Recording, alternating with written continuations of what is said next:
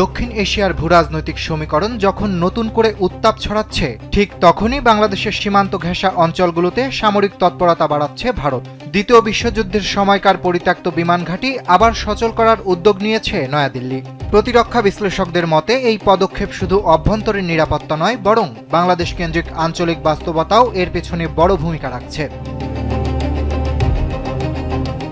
এই উদ্যোগের মূল লক্ষ্য হিসেবে দেখা হচ্ছে ভারতের সবচেয়ে স্পর্শকাতর শিলিগুড়ি করিডোর বা চিকেন স্নেকের নিরাপত্তা আরও শক্তিশালী করা।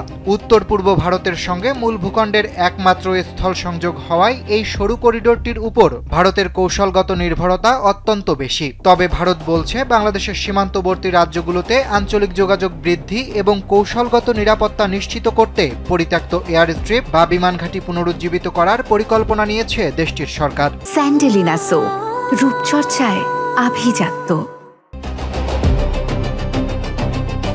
ভারতীয় সংবাদ মাধ্যম টাইমস অফ ইন্ডিয়ার প্রতিবেদন অনুযায়ী এমন এক সময়ে এই উদ্যোগ নেওয়া হয়েছে যখন প্রতিবেশী বাংলাদেশের সঙ্গে ভারতের কূটনৈতিক সম্পর্ক ইতিহাসের সর্বনিম্ন স্তরে অবস্থান করছে। মূলত উত্তর পূর্ব ভারতের সঙ্গে মূল ভূখণ্ডের একমাত্র স্থল সংযোগ এই সরু করিডোরটির নিরাপত্তা নিয়ে নয়াদিল্লি বর্তমানে কোনো ধরনের ঝুঁকি নিতে রাজি নয়।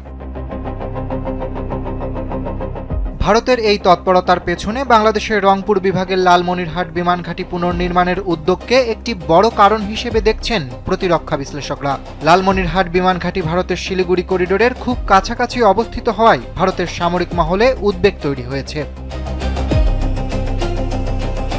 যদিও বাংলাদেশের সরকার আনুষ্ঠানিকভাবে জানিয়েছেন যে এই বিমান ঘাঁটি শুধুমাত্র নিজস্ব জাতীয় প্রয়োজনে ব্যবহৃত হবে, কিন্তু ভারতীয় সূত্রের দাবি অনুযায়ী সীমান্ত এলাকায় যে কোনো আকস্মিক পরিস্থিতি মোকাবেলায় ভারতও তার সামরিক প্রস্তুতি ঢেলে সাজাচ্ছে।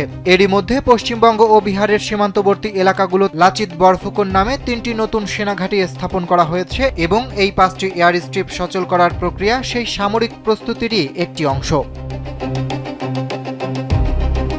পরিকল্পনা অনুযায়ী পশ্চিমবঙ্গের জলপাইগুড়ির আমবাড়ি ও পাঙ্গা, দক্ষিণ দিনাজপুরের বালুরঘাট, মালদাহের ঝালঝালিয়া এবং আসামের ধুবড়ী এয়ার স্ট্রিপ সংস্কার করা হবে। এর আগে কোচবিহার ও আসামের রূপসী বিমানবন্দর দুটি সফলভাবে সচল করা হয়েছে।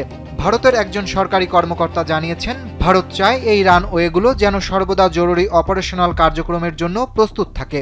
বিশেষ করে সংকটের সময় দ্রুত সেনা মোতায়েন বা রসদ সরবরাহের ক্ষেত্রে এই ঘাঁটিগুলো গুরুত্বপূর্ণ ভূমিকা পালন করবে। অরিত্র বাসু, কালবেলা।